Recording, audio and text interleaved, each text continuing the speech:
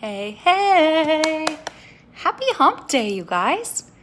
It's August 19th, 2020. Side note, it's the only August 19th, 2020 you're ever gonna get. So whatever you have on your agenda today, make sure to make it count, okay?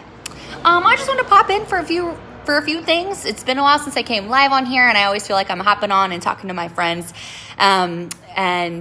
Yeah, just wanted to pop on and say hi. And first of all, I've got my door propped open to the patio. So if you heard loud noises, I do not live on a raceway, although it may sound like it. I live in downtown Des Moines, but it sounds like I live on the Indy 500 Speedway. I live on like a one-way street, and I swear when this light turns green, people like race off of it. It's so crazy. I'll be sitting here with the door closed on phone calls, and people are like, "Are you like by a road or racetrack?" And I'm like, "Nope, just in my loft." But all right, did summer end and nobody told me? Because from my memory, which it has been 10 years since I've spent a summer in the Midwest, but I thought summer went until at least September sometime, right?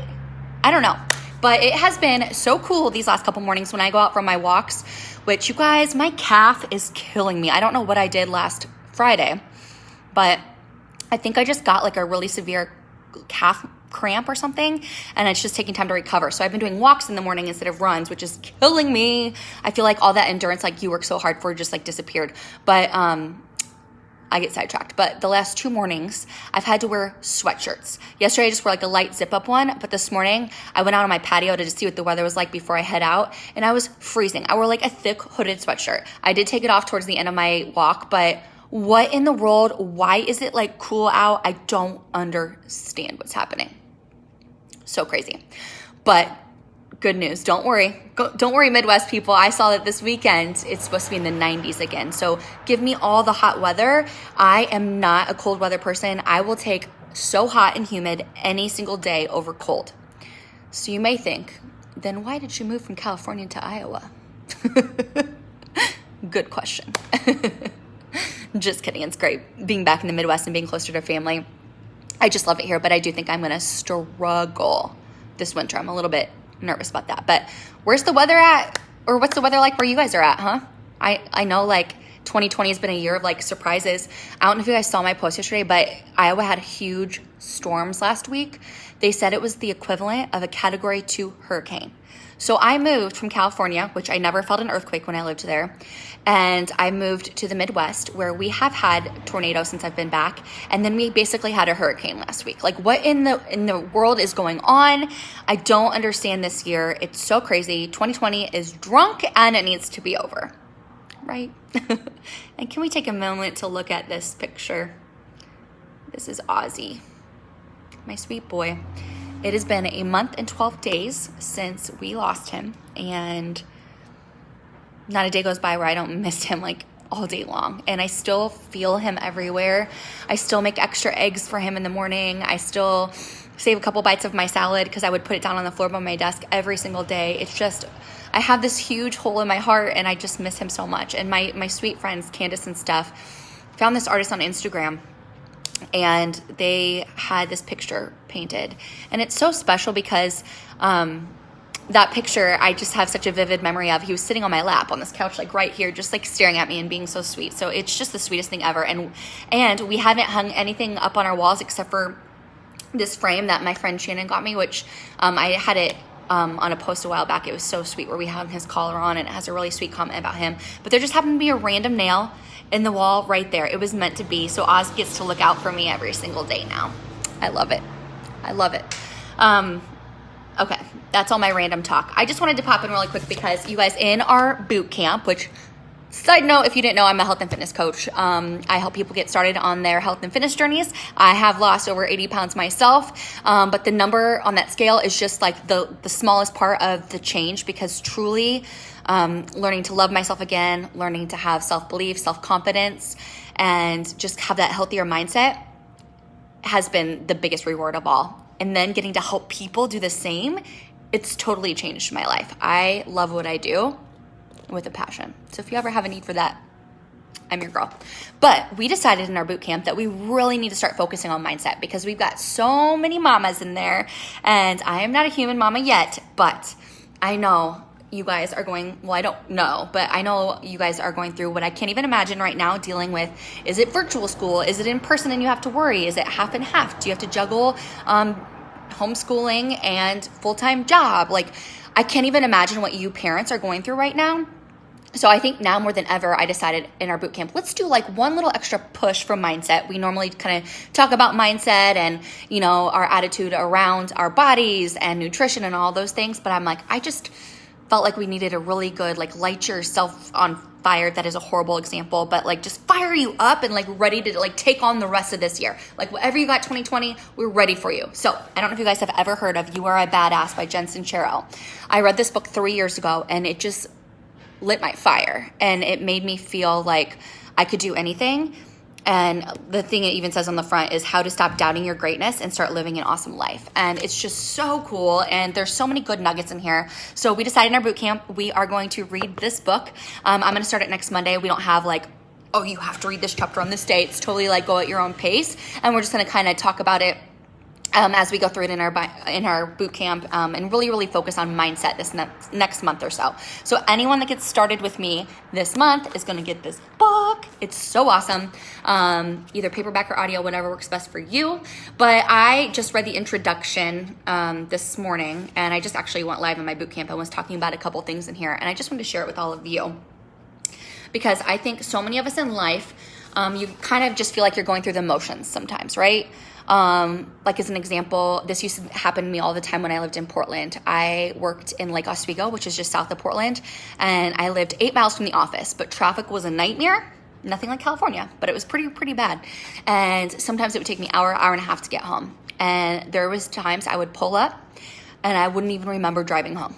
Does that ever happen to you? Like you set your life on cruise control, on autopilot, and then all of a sudden you don't know how you got to be 30, 35, 36, 45, 50. Like where, like you just feel like you're going through the motions in life and it's just kind of lukewarm, and you had all these goals and dreams, and you know, when you're a kid, you're like, I'm going to be an astronaut, I'm going to be an Olympic competitor, I'm going to be all these things. And at some point life happens and the busyness happens, and we tend to wear busy as a badge of honor. And when people ask us, how are you doing? Busy. That's all anybody ever says anymore.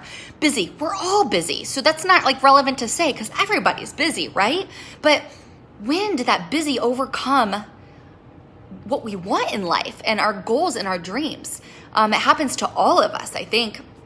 I know it absolutely happened to me all through my 20s and through my early 30s. Like I had these big plans for my life and I really thought I would be at a different place than I was. And I just kind of like went through the motions and I wasn't happy and I was just kind of like, you know, until I really started focusing on myself and like realized like, oh, like those things that you want, you're the only one that can make them happen, right? So here's the thing. So many people want these things in life or wish they had these things in life.